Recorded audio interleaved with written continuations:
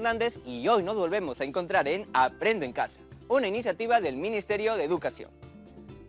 Disculpen, quería empezar el programa contento, pero la verdad es que viniendo acá vi de lejos a un amigo del viejo barrio, o ex amigo, con el que ya no me hablo por una pelea que tuvimos hace un tiempo, en la época del colegio. Debe haber sido una pelea tonta porque ya ni me acuerdo la razón por la que discutimos. Pero bueno, eso ya pasó. Es momento de hacer el programa, así que sigamos. ¿Ya han visto mi polo, no? Como sabemos, estas fechas son muy importantes para cada peruana y peruano. Son fiestas patrias y tenemos la oportunidad de ser mejores ciudadanas y ciudadanos y así aportar a nuestro amado Perú. Lo que necesitamos es convertirnos en la mejor versión de nosotras y nosotros mismos para construir ese país que todos queremos y merecemos. ¿Qué? ¿Cómo lo conseguimos? Pues no pasándonos la luz roja, pagando nuestros impuestos, respetando a los demás en las calles. Las peruanas y peruanos podemos lograr cosas importantes. Si no, por poner un ejemplo, miren los éxitos deportivos que hemos tenido en los últimos años. En el 2018 fuimos al Mundial de Rusia, después de más de 3 décadas de ausencia. ¿Y qué me dicen de los Juegos Panamericanos y Parapanamericanos? Fue toda una proeza organizarlos. Y las delegaciones peruanas nos mostraron todo el esfuerzo que hacen para salir adelante y estuvieron a la altura, ¿no? Un orgullo realmente.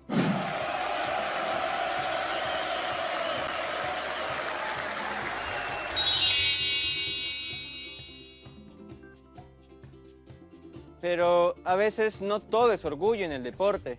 Me acabo de acordar de mis compañeros de clase, a los cuales extraño. Con ellos jugábamos básquet, también partidos de fútbol y algunas veces se desataban pequeñas grescas, en las que nuestros profesores y papás tenían que intervenir. Algunos se pelearon para jamás volver a hablarse. ¡Ah! Me acabo de acordar que esa fue la razón por la que me peleé con el amigo que vi hace un rato. ¡Claro! Fue un evento deportivo interescolar. ¡Qué tontería habernos peleado! ¿Por qué pasará eso en el deporte, no? ¿Cuál es realmente el problema? ¿Por qué nos ponemos tan violentos si después de todo es solamente un juego? Me gustaría saber un poco más sobre por qué tenemos esos comportamientos y cómo podemos hacer para que todos los deportes se conviertan en un motivo de alegría y no de pelea. Hola, profesora. Hola, Jonathan. ¿Por qué el gesto de preocupación? Les contaba a las chicas y chicos sobre una pelea que tuve hace unos años con un amigo que iba a otro colegio. Nos peleamos en un interescolar deportivo, cuando cada uno le hacía barra a su equipo. Una lástima que hayas perdido una amistad y se haya manchado un evento deportivo con violencia. Siempre hay que prevenir esos actos en las canchas y en las barras. Eso nos hace mejores ciudadanas y ciudadanos. Justo hablaba de eso hace poco, a raíz de Fiestas Patrias y el Bicentenario. ¿Y cómo podemos ser mejores peruanas y peruanos? La violencia en el deporte es un problema social, pues como grupo de personas, como sociedad, nos separa. Y eso no debe ocurrir. El deporte debe ser una práctica física que genere interés y entusiasmo, donde la gente vaya a apreciar un juego limpio y pasar un grato momento junto a la familia y amigos, nada más. Porque cuando no es así, ¿quién pierde? Todas las personas y el mismísimo deporte, ¿no? Porque la gente ya no va a esos eventos por temor a ser atacados. ¿Tú crees que nos habríamos demorado tanto en regresar a un mundial de fútbol si más gente hubiera llenado los estadios durante los años de ausencia? Puede que no, porque con la asistencia se recauda dinero. Y con eso el fútbol o cualquier otro deporte crece. La violencia en el deporte nos ha perjudicado mucho, profesora. Hay que desaparecerla. Pienso igual.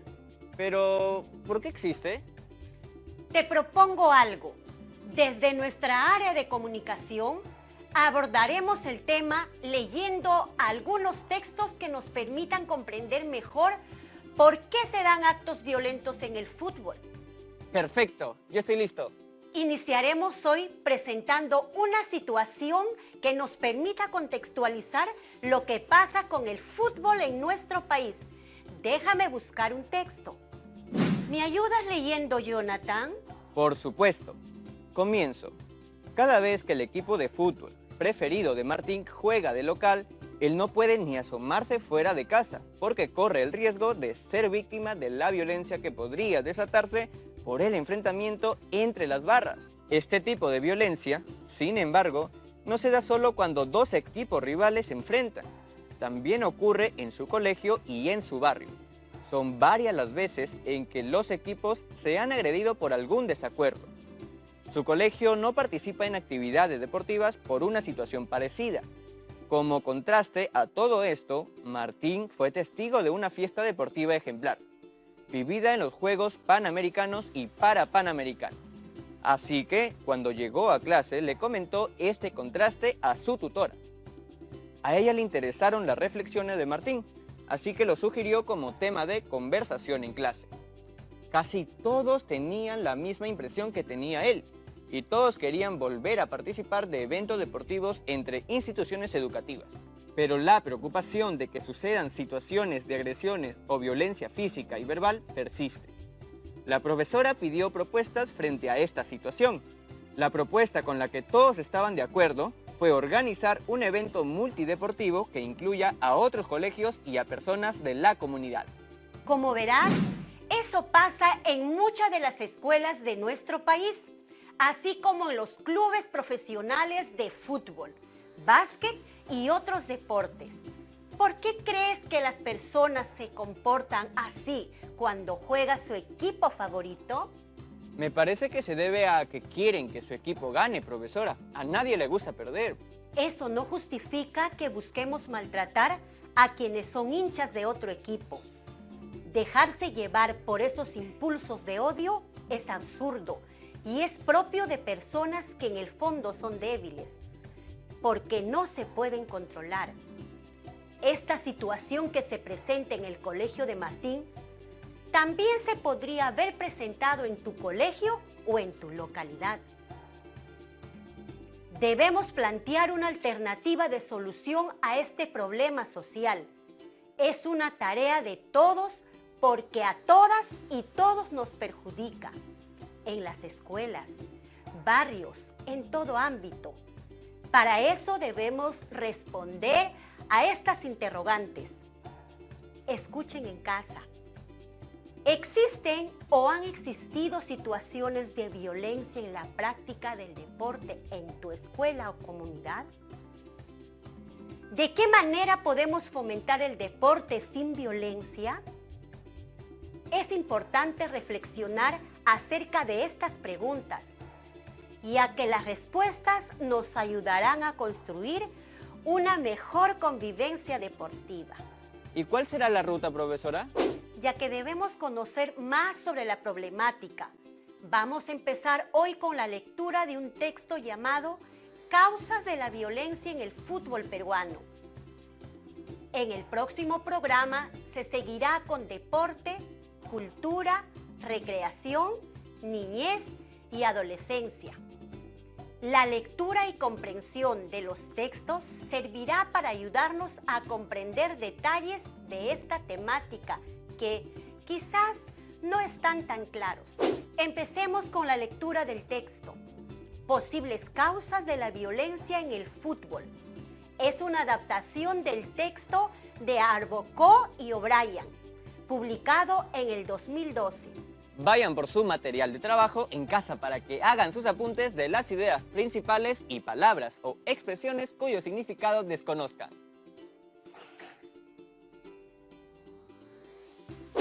Antes de empezar a leer, vamos a anticipar el tema de la lectura a partir del título.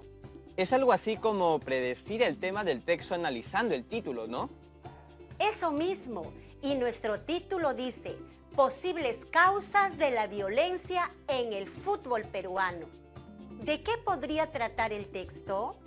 Fácil. El tema que trataremos en esta clase es la violencia en el fútbol.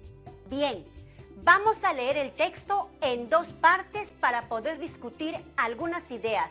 ¿Listas y listos en casa? Empecemos. Es difícil separar muchas veces la paja del trigo, pero llegado a este punto, debemos especificar que en las tribunas populares Existen también los hinchas y líderes de barras organizadas que simplemente buscan crear un clima de celebración por el espectáculo deportivo y trabajan de manera organizada con las dirigencias deportivas y la policía con el fin de evitar actos delincuenciales como robos o agresiones.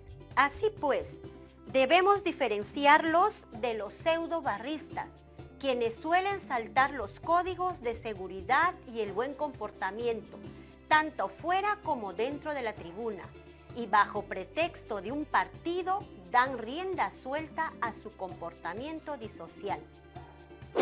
Me ha dejado un poco pensativo la lectura y a la vez triste. O sea, es una realidad eso de que hay dos tipos de hinchas, los que van a alentar a su equipo y los que solo van a causar desorden y caos, a quienes llama el autor pseudo-barristas. Nunca había escuchado esa palabra, pero por el contexto, como ya aprendimos en programas pasados, lo pude inferir. Es bueno que en un texto así nos deje pensativos. Pensar sobre los problemas que ocurren en la sociedad nos sirve para reflexionar sobre nuestro comportamiento y sobre lo que debemos mejorar como personas. Recuerden, nuestras reflexiones son insumos para elaborar planes de mejora. Así que atentas y atentos con sus apuntes.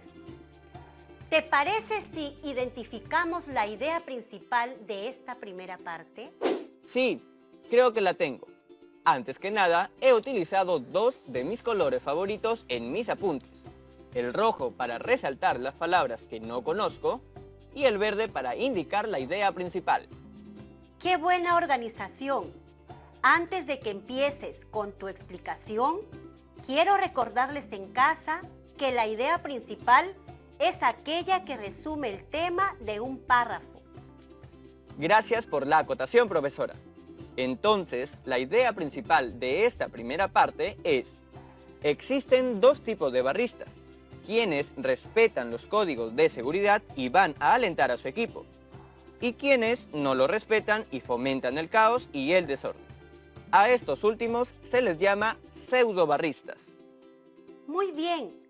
Fíjense en casa que la idea principal no ha sido extraída literalmente o igualita del texto, sino que ha sido construida por las propias palabras de Jonathan. ¿Y eso está mal? Para nada. Es una forma válida de expresar la idea principal.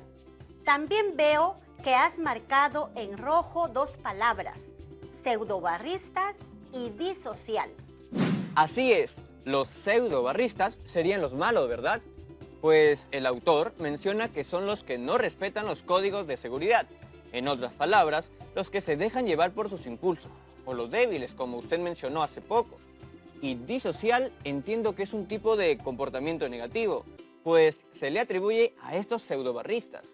Acabas de inferir los significados por contexto, sin recurrir al diccionario.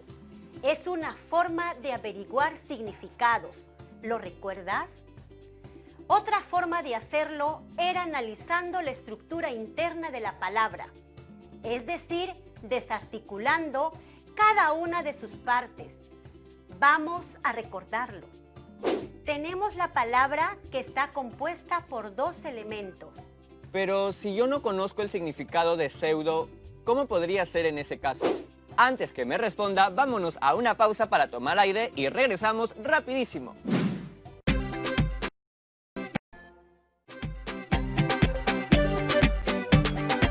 Bienvenidas a todas y todos de regreso. Antes de la pausa, pregunté qué podría hacer si no conozco el significado de la palabra pseudo. Y yo te respondo. En este caso particular, si vamos a necesitar consultar el diccionario o alguna persona que puede ser nuestra profesora o profesor, o algún integrante de la familia, yo los voy a ayudar esta vez. Según el diccionario de la Real Academia de la Lengua Española, pseudo significa falso. Es un prefijo, es decir, una pequeña palabra que encontrarán, en este caso, siempre antes de sustantivos. Va pegado a ellos y nunca lo van a encontrar solo. Miren los ejemplos. Profesora, entonces puedo decir pseudocelular a un celular muy malo que casi no cumple sus funciones, o pseudoamigo a una persona falsa o que no es mi amigo de verdad. ¿Ya lo entiendes? Pseudo, en este caso, acompaña la palabra barrista, que se refiere al hincha de un equipo. Estos dos elementos unidos dan como resultado pseudobarrista, que significa falso barrista o falso hincha. ¡Qué roche ser un pseudobarrista! Y ahora disocial. No conozco el significado de la palabra di. También, según el diccionario de la Real Academia Española, di indica oposición, contrariedad. Es otro prefijo. Miren el ejemplo más abajo. Di, en este caso, acompaña la palabra social. Estos dos elementos unidos dan como resultado disocial, que se refiere a comportamientos que atentan contra las personas, es decir, contra la sociedad. Quedó súper claro. Voy a anotarlo en mis apuntes. Ustedes también, chicas y chicos, no lo olviden. Ahora leeré la segunda parte del texto. Existen algunos pseudobarristas con manifestaciones psicopatológicas claras. Personajes con nulo control de impulsos y conducta disocial con problemas internos como violencia y adicciones. Esto da pie a que muchas veces la barra sea un pretexto para dar rienda suelta a sus odios, resentimientos, frustraciones y deseo de venganza. Entonces la tribuna y el estadio se convierte en un espacio donde existe la posibilidad simbólica de matar al otro, por la fuerza superior que le brinda la barra, anonimato y cantidad de personas. Para el psicoanálisis, al no tratarse de una muerte real, puede renovarse simbólicamente en cada enfrentamiento, y cada semana se repiten las mismas historias, aunque, como sabemos, el nivel de violencia va siempre en aumento. En esa lógica, ante una afrenta recibida, no podemos sino responder con la misma intensidad o con mayor nivel de violencia, la de nunca acabar. Muy duro, ¿no? Da mucha pena. ¿Por qué? Cuéntame. Muchos barristas tienen problemas familiares o atraviesan frustraciones, amarguras y depresión. Entonces, llegar al estadio significa para ellos desfogar todo eso. Debe ser muy feo. Estas personas deben buscar liberar todo ello con un especialista, ¿no cree? O confiarle sus problemas a una persona de confianza, un amigo, un familiar. El deporte también es muy útil para sacar lo que llevamos adentro. Todos tenemos problemas y no por eso le vamos a hacer un mal a alguien. Sigamos.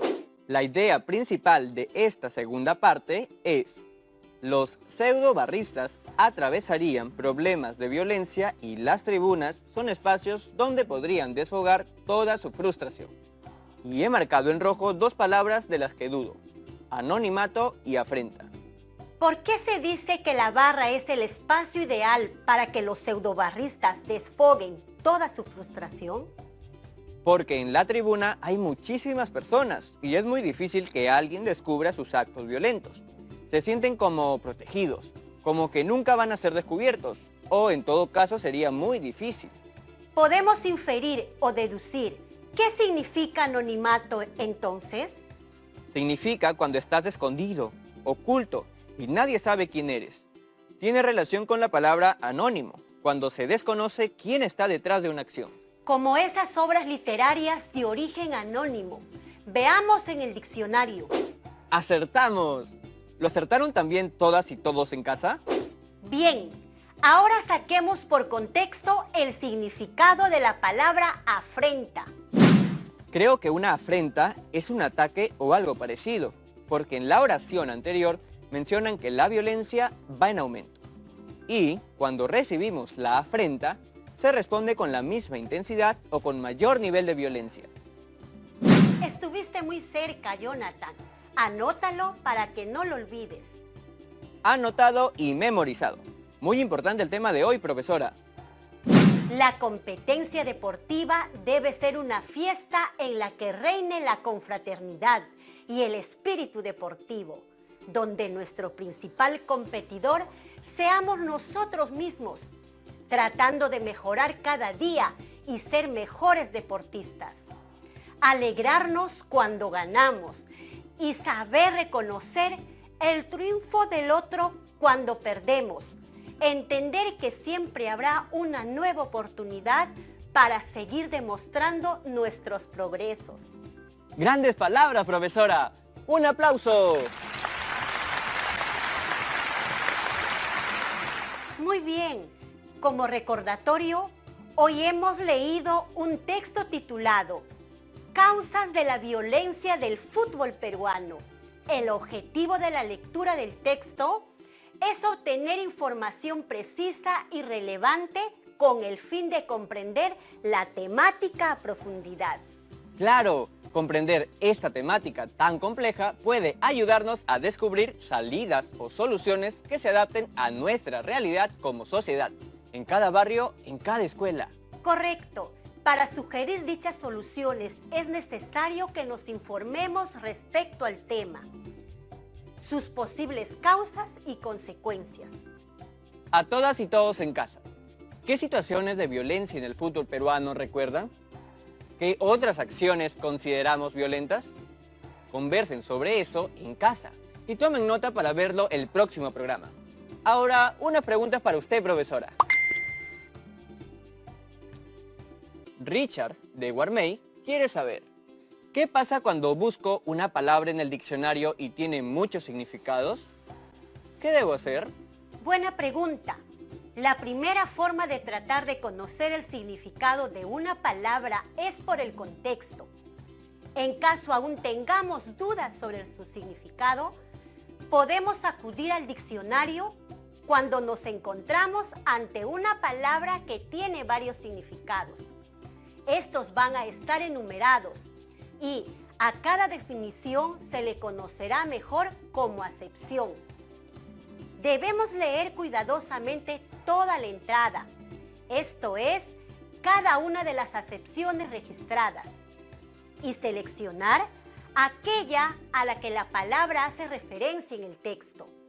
No desaconsejo para nada el uso del diccionario, pero no se olviden de que la forma más eficaz de dar con el significado de una palabra es inferirla por el contexto o mediante el análisis morfológico. Romina, de Moyobamba, pregunta, ¿qué tan importante es resaltar las ideas cuando leemos? El resaltado o subrayado es una técnica de comprensión lectora que nos permite ubicar no solo las ideas principales, sino también las secundarias o datos importantes que nos permitirán construir el significado del texto. En la actividad de hoy, resaltar fue de vital importancia, pues así ubicamos fácilmente el trasfondo de esa violencia que domina a los pseudo-barristas. Y mejor aún si anotamos algunas ideas en los márgenes del texto. Recuerden que un texto resaltado o subrayado es un texto que ha calado a fondo en nuestras mentes. Francisca de Pachacútec, en Ventanilla, nos hace esta consulta.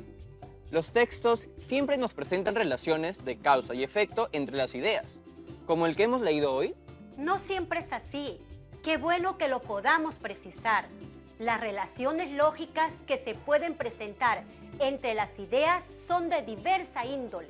Una de ellas es la causalidad, como el texto que hemos analizado hoy. Pero las ideas pueden tener diversa relación entre ellas. Por ejemplo, de contraste, de secuencia, de ejemplificación, entre otros. Ricky, de Huamachuco, tiene esta consulta. ¿Y cómo se puede establecer la relación lógica que hay entre las ideas? Una forma de hacerlo es reconociendo los conectores textuales que tienen el texto. Estos conectores te permiten establecer las relaciones lógicas que hay entre ellas. Los conectores son de distinto tipo, de comparación, de adición, de contraste, de orden o de secuencia, entre otros. Ina, de Junín, nos escribe esto. ¿Puedo hacer también un análisis que me sirva para cambiar y prevenir cualquier acto de violencia en mi barrio o comunidad? Por supuesto, sí se han detectado algunos comportamientos que podrían considerarse violentos. Entonces, sí podrías movilizar a la comunidad para reflexionar en torno a esto y buscar la mejor solución para lograr la buena convivencia en nuestra comunidad. Por ejemplo, frente a arrojar la basura en las calles o ríos, el cuidado de las personas vulnerables, organizarse para las faenas comunales, entre otras. Apuntado. Ahora vamos con Karim desde Guarmey, que nos pregunta: ¿cómo puedo complementar la información obtenida de mis lecturas? Siempre es aconsejable complementar. No nos quedemos con un solo insumo. Podemos buscar material audiovisual, por ejemplo, un video de una entrevista a una personalidad deportiva que opine sobre la violencia en el deporte, o una nota periodística en algún diario. Podemos hacer nosotros mismos entrevistas entre las personas de nuestra comunidad para recoger sus opiniones sobre este problema. Gracias, profesora, por brindarnos su aporte y conocimiento. Hasta la próxima. En el siguiente programa seguiremos leyendo otro texto que nos permitirá profundizar la información sobre este interesante tema. Nos despedimos dejándote un reto que lo puedes cumplir con el apoyo de tu familia. Te invitamos a que preguntes a tus padres o abuelos cómo era el comportamiento de los hinchas cuando ellos eran jóvenes y compares con lo que sucede en la actualidad. Recuerden registrar su trabajo en su cuaderno o en hoja de reuso.